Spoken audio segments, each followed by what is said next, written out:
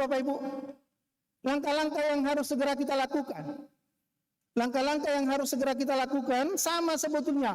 Tidak ada bedanya dengan audit mutu internal yang kita lakukan saat ini. Hanya sekarang Ibu Bapak, tidak lagi Ibu Bapak hanya mengidentifikasi area auditnya. Tidak lagi hanya mengidentifikasi objek auditnya di dalam konsep perencanaan AMI-nya. Tapi perencanaan AMI saat ini Ibu Bapak berubah pemahamannya dari hanya pengenalan terhadap area yang diaudit. Sekarang Ibu Bapak perencanaan kita dimulai dari kemantapan kita tentang yang namanya identifikasi risiko di setiap area audit. Berubah Ibu Bapak. Kalau Ibu Bapak kembali mengingat dalam konsep AMI kita, kan jelas perencanaan, pelaksanaan, pelaporan, dan pertanggungjawaban. Perencanaan Ibu Bapak lakukan dengan audit dokumen. Pelaksanaan Ibu Bapak lakukan dengan audit lapangan, terdiri dari penelusuran temuan hasil AMI, kategorisasi temuan hasil AMI, analisis temuan hasil AMI. Kan itu Bapak pelaksanaan kita. Kemudian dilanjutkan dengan pelaporan. Di pelaporan Ibu Bapak ke dalam RTM, rapat tinjauan manajemen. Itu nanti alasannya kenapa siang nanti, Mas Iksan nanti siang ada ya, RTM toh, ya jelas itu Pak. Ada RTM, rapat tinjauan manajemen. Rapat tinjauan manajemen itu adalah tempat kita Ibu Bapak untuk memikirkan sebetulnya adalah kalau kita bicara sekarang apa? Melakukan proses penyusunan rencana tindak lanjut, baik berupa namanya adalah RTL-PTK maupun RTL-PTP. Itu Bapak ya. Baru nanti Bapak Ibu tahap yang terakhir pertanggungjawaban itu apa? Memastikan realisasi RTL-PTK, RTL-PTP dan melaporkannya Ibu Bapak. Itu kan konsep AMI yang tradisional. Sekarang Ibu Bapak berbeda enggak? Pemikiran kami tidak. Tidak. Hanya Ibu Bapak ada kita menyuntikkan. Kita menyuntikkan Bapak Ibu yang namanya dengan pemahaman tentang konsep risiko di dalam setiap tahapan-tahapan pelaksanaan audit mutu internal yang tadi. Kalau yang tadi Bapak Ibu kita hanya menginventarisasi objek yang harus kita audit. Area itu Ibu Bapak adalah pelaksana standar ya, bisa dia departemen, bisa dia bagian, bisa dia unit, itu Bapak Ibu ya. Kalau kembali Ibu Bapak mengingat, tuh kalau kita bicara SPMI itu kan ada 3 pihak ya. Izin agak mundur sedikit Ibu Bapak ya. Ada namanya pihak bertanggung jawab sebagai pelaksana standar, pihak yang bertanggung jawab sebagai penanggung jawab standar, dan pihak yang bertanggung jawab sebagai pengendali standar. Pengendali standar itu kan penjaminan mutu. Pengendali standar penjaminan mutu. Pelaksana standar tadi yang disampaikan oleh Mas Bram, lini pertama kita.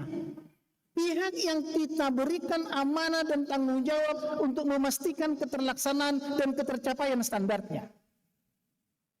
Maka sekarang Ibu Bapak adalah yang kita lakukan yang baru, menurut hemat kami adalah SPMI berbasis risiko itu yang pertama adalah identifikasi risikonya. Atas dasar identifikasi risiko Bapak Ibu nanti akan Ibu Bapak lakukan penilaian atas atau evaluasi atas risiko itu supaya nanti Ibu Bapak bisa pastikan mana yang berisiko berdampak tinggi atau tadi kata Pak Bram tadi ada yang positif negatif ya Bang ya. Ini dia Bapak Ibu.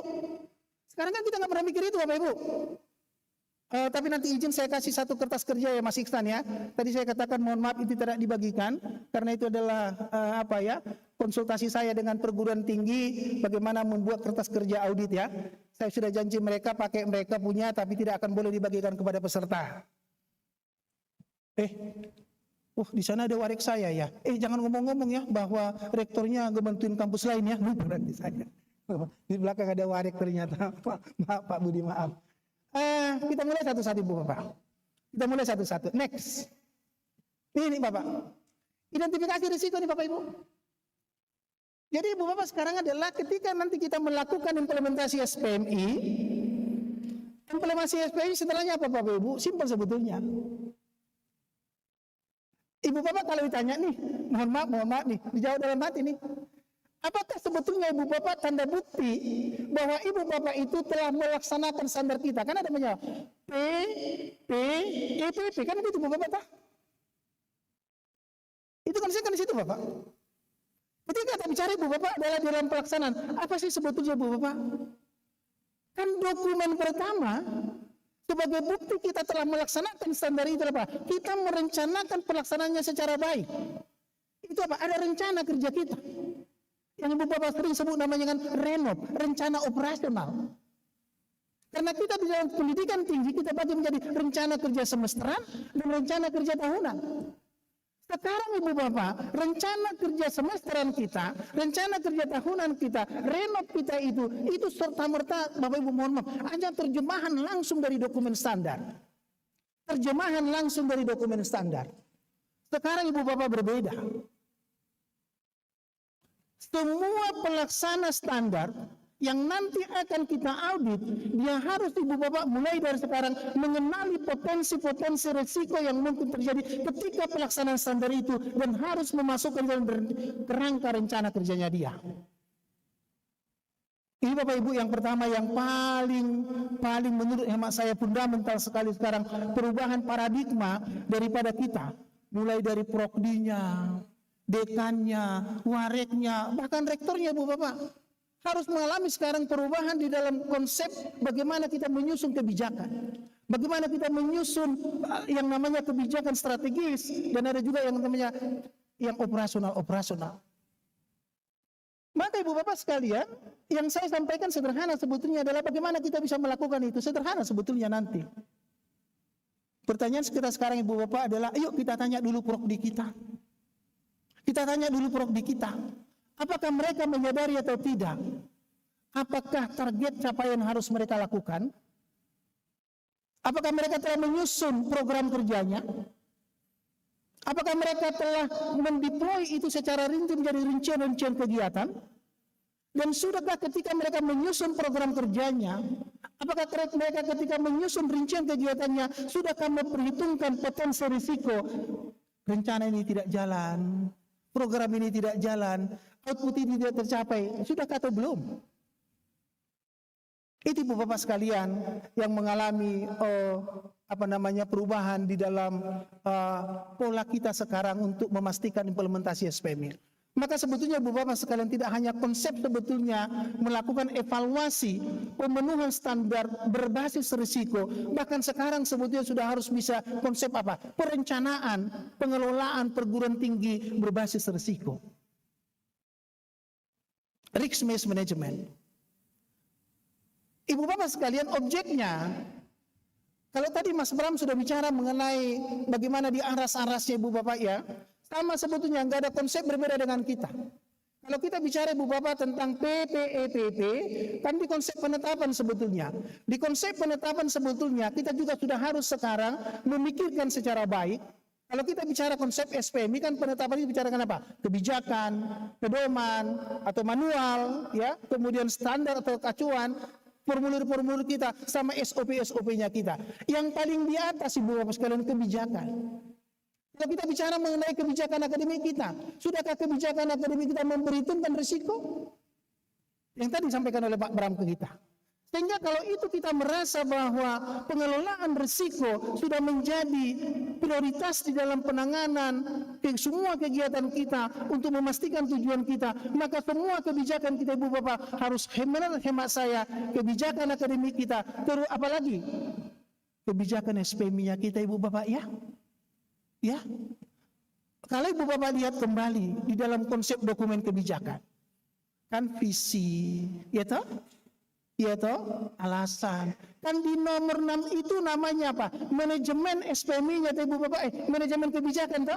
Maka menurut hemat saya, di dalam dokumen SPM itu sudah harus dimasukkan Ibu Bapak di nomor 3, luas ruang lingkup kebijakannya, tidak lagi hanya bicara mengenai organisasi, tidak lagi bicara mengenai implementasinya, akademik dan non-akademik, harus ditambahkan dengan pengelolaan risiko.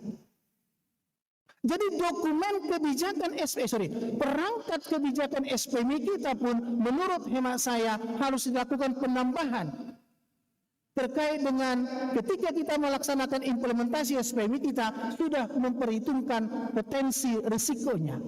Maka di dalamnya Ibu Bapak, di perangkat kebijakan SPMI di bagian yang ketiga bicara mengenai luas dan ruang lingkup kebijakan SPMI, tidak lagi semata-mata bicara mengenai apa?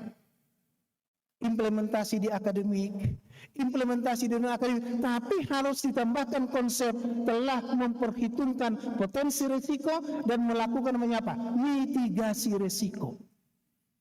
Itu dasarnya Ibu Bapak. Di penetapan. Konsekuensinya nanti Bu Bapak di dalam dokumen standar, perangkat standar kita itu, kalau boleh Bapak Ibu Bapak tambahkan pernyataan isi standar yang telah eksplisit menyatakan kita telah mempertimbangkan, kita telah memperhitungkan risiko di dalam ketercapaian standarnya. Itu Bapak Ibu di sini. Bagaimana kita bisa mengenali itu? Sejarahnya Bapak Ibu. Sejarahnya. Coba Ibu Bapak nanti kita coba lihat dengan menggunakan data historis ya.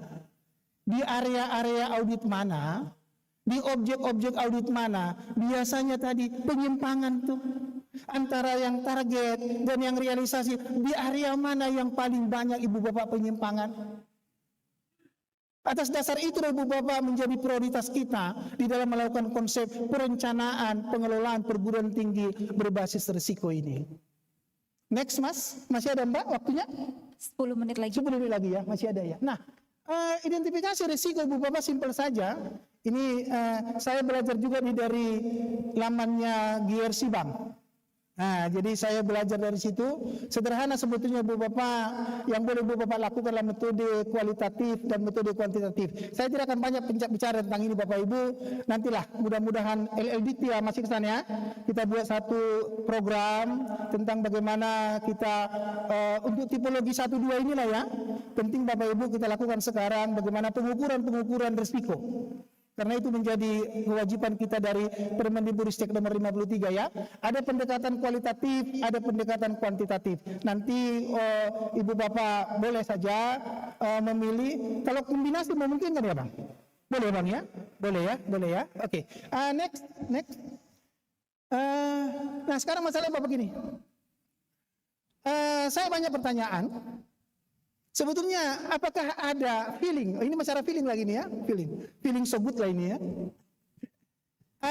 Pertanyaannya begini, apakah memang mundur dulu satu langkah, mundur dulu satu slide, mundur dulu Mas, mundur satu slide Mas. Nih, maksudnya gini, ketika kita mengidentifikasi risiko, apakah seluruh objek audit itu dan seluruh area audit itu harus dilakukan identifikasi? Kontroversial memang. Saya bilang Bang, agak kontroversial. Saya menyatakan simple caranya. Mereka bilang, kok bisa begitu Pak Rektor? Ya bisa dong, kan saya ngomong, ya enggak? Iya kan? Saya kan ngomong, boleh dong, ini kan pendapat pribadi saya. Saya katakan demikian Bapak Ibu. Next. Identifikasi risiko, bisa maju.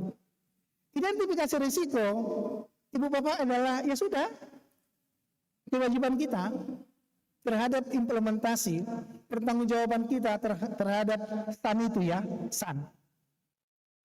SAN itu yaitu adalah apa? Saya ambil nomor 2, relevansi pendidikan, relevansi penelitian, relevansi pengabdian kepada masyarakat. Saya ambil di situ dulu.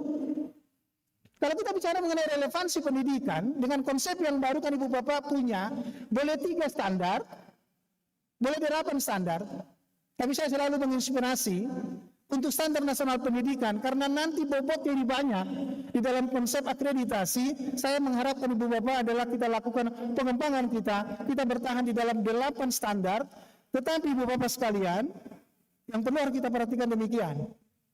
Kalau katakan Ibu Bapak nih, kita punya 8 standar.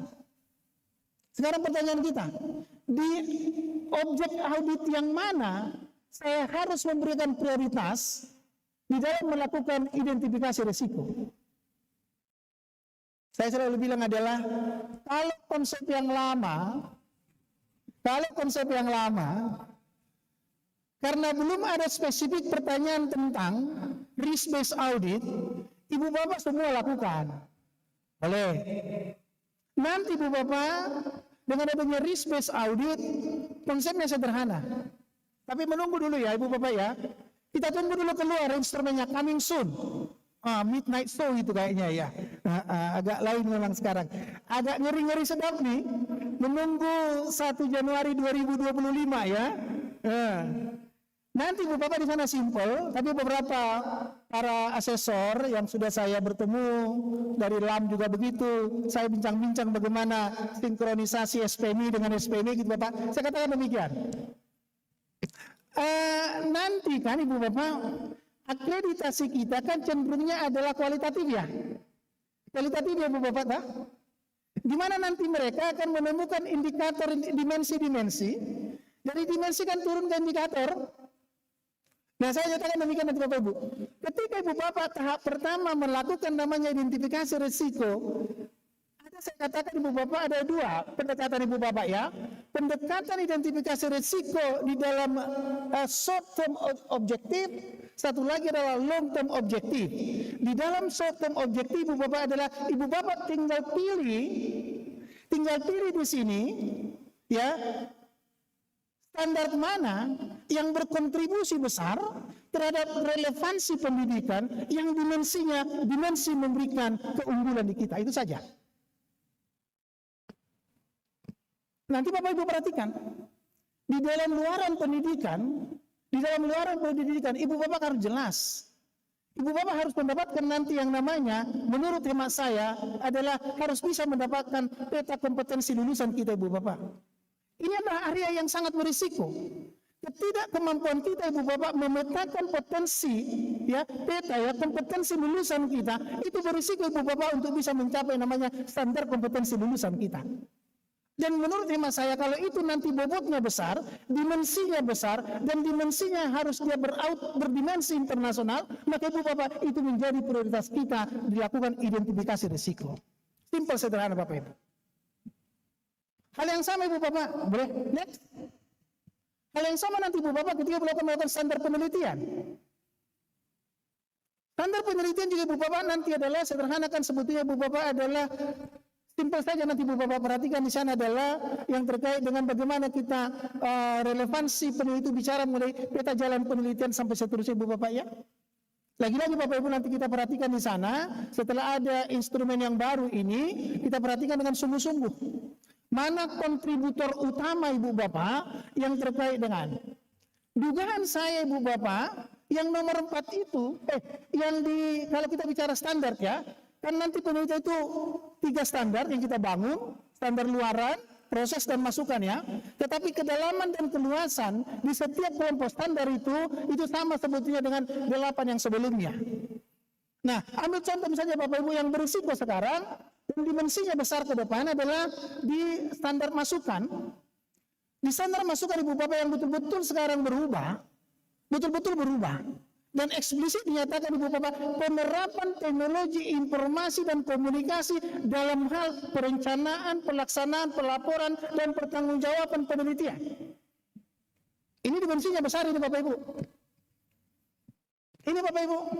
Tadi yang disampaikan oleh Bang Bram bicara mengenai bagaimana kita penerapan teknologi di dalam konsep risk management kita.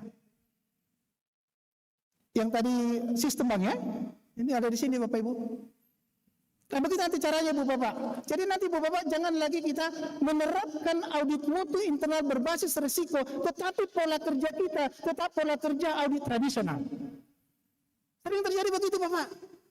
Konsepnya konsep berbasis risiko, instrumennya instrumen berbasis risiko, tetapi cara kerjanya tetap cara kerja audit mutu internal tradisional. Next Mas, next. Hal yang sama untuk konsep pengabdian kepada masyarakat. Boleh nak cepat saja, waktunya sudah mau habis katanya. Saya ambil contoh misalkan Ibu Bapak. Saya kasih satu contoh saja. Mas, sudah Mas, jangan. Udah nih Mas, misalkan nih. Ketika tadi bicara mengenai Bang Bram, bicara mengenai, ini kan kita bicara mengenai adalah konsepnya konsep berbasis risiko. Perencanaan kita berbasis risiko, berarti nanti kan pelaksanaannya pun harus berbasis risiko. Sebagai contoh misalkan, kalau saya katakan risiko pembelajaran, Berarti kita mundur, ini misalnya adalah di standar kan proses. Di standar proses itu kita bicara mengenai namanya apa? Standar proses, standar penilaian, dan standar pengelolaan. Maka nanti Ibu Bapak kita harus mengenali dulu di dalam standar proses itu risikonya apa. Ini saya kasih contoh saja. Dari hasil itu Ibu Bapak kita dapatkan adalah akan kita dapatkan seperti ini nih. Ada risiko akademik, ada risiko operasional, ada risiko sumber daya, ada risiko mahasiswa dan lingkungan pembelajaran. Nanti berdasarkan pemetaan risiko inilah kita akan melihat Ibu Bapak adalah segmen-segmen mana yang berisiko. Saya kasih secara cepat saja dulu. Ini saya secepat saja. Next Mas. Misalkan saya katakan risiko akademik, saya katakan misalnya, oh saya merasa bahwa harus selalu akan ada risiko jikalau kurikulum kita tidak diupdate. Itu Bapak tahu? Maka itu menjadi area risiko kita. Keterlambatan kita, itu Bapak Ibu, terkait bagaimana kita memastikan kurikulum kita seperti apa. Hal yang sama misalkan standar proses. Kalau kita bicara dulu Bapak Ibu, sekarang saya pakai dulu yang Permendikbud 3 ya. Di Permendikbud 3 kita bicara mengenai 4 aspek toh, karakteristik proses pembelajaran, perencanaan proses pembelajaran, pelaksanaan proses pembelajaran, beban dan masa studi. Kan begitu Bapak? Maka Ibu Bapak risiko akademik di dalam konsep proses pembelajaran ini, Ibu Bapak harus betul-betul memastikan di 4 itu mana yang berisiko misalkan. Sebagai contoh misalkan adalah kalau kita bicara mengenai karakteristik, itu adalah bukan hanya pemahaman dosen terkait dengan bagaimana melaksanakan satu konsep karakteristik pembelajaran yang 10 karakteristik itu, tapi bagaimana kita memastikan mereka ada ketaatan, ada kepatuhan, ada ketekunan dan tanggung jawab memastikan itu di kelas. Pasti ada risikonya. Izin Bapak, waktunya 3 menit lagi. Habis lagi? 3 menit lagi Pak. 3 menit lagi ya. Aduh, 3 menit lagi ya. Majulah Mas, maju. Nanti penilaian risiko kita bisa lakukan seperti ini ya. Kita lakukan seperti ini Bapak Ibu adalah ini yang paling penting terutama dalam konsep namanya analisis risiko ya. Ini saya ambil dari bahan-bahannya Mas Bram ini. Kita katakan Ibu Bapak. Nah, yang menarik di sini Ibu Bapak yang harus berubah dari sekarang adalah di item nomor 4. Itu gambar jantung. Itu gambar jantung itu Bapak. Sama seperti manusia. Kalau jantungnya, nggak ada ya, belum ada ya, yang ini ya, nggak ada jantungan di sini toh, belum ada yang ini belum ya, berarti jantung kita sehat semua. Jantungnya di sini Bapak Ibu, ini yang kita paling sulit. Mulai dari sekarang Ibu Bapak, kehidupan dari pelaksanaan implementasi SPM itu kemampuan kita untuk melakukan komparasi, melakukan pembandingan antara risiko yang akan timbul dari setiap kriteria atau standar yang akan kita PPP-kan. Ini yang paling sulit Ibu Bapak. Jantungnya di sini. Pemahaman kita untuk Ibu Bapak mengenali potensi risiko dari setiap proses PPP-nya kita. Next. Udah ini gampang lah, terus maju, teknik risiko. Ini udah, jadi ini sudah, oke lewat saja, waktunya udah mau habis. Pelaksanaan lewat saja dulu, pelaporannya lewat saja dulu, nggak ada masalah. Tahap tindak lanjut juga sama semuanya ini semua, sama hanya sekarang berbeda di dalam konsepnya saja. Yang terakhir next. Ini prosedur pelaksanaan amil berbasis risiko. Ini hanya inspirasi saja ya. Ini hanya inspirasi saja. Jadi nanti kalau Ibu Bapak melakukan ini, tolong Ibu Bapak pastikan ada SOP-nya sekarang. Ada prosedur pelaksanaan audit mutu internal berbasis risiko. Saya sudah buatkan Ibu Bapak. Inspirasi saya saja ya. Inspirasi dari saya saja. Next. Nah, ada simulasinya ya. Tapi waktunya habis ya. Saya kira itu Bapak Ibu ada sebagai... Terima kasih atas perhatian Ibu Bapak sekalian. Sampai kita bertemu kembali di acara pelatihan SPMI, pelatihan AMI, dan pelatihan akreditasi di waktu yang akan datang. Salam saya Hisar Sirait, salam SPMI, SPMI bermutu, akreditasi unggul, perguruan tinggi maju, dosen dan karyawan sejahtera, sejahtera, sejahtera, dan bahagia.